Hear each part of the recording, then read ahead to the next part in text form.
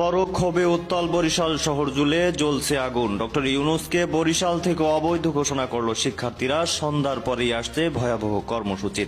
আওয়ামী লীগের ইন্ধনে এক দফার ঘোষণা আসতে পারে রাতেই। সতর্ক অবস্থানে পুলিশ এবং সেনাবাহিনী।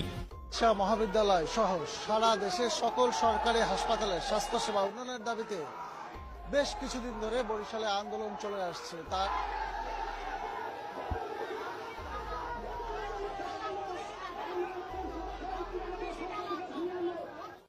রাগে এবং ক্ষোভে জ্বলছে বরিশালের জনগণ।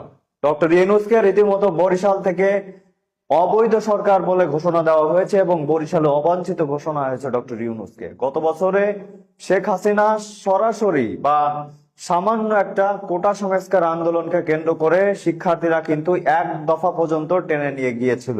এবার বন্ধুরা, আমি সাক্ষী দিচ্ছি, ওর বাব্বা আমার মতোই পরীক্ষিত রাজাকার ছিলেন আর ওর দাদা সাচ্চা পাকিস্তানি।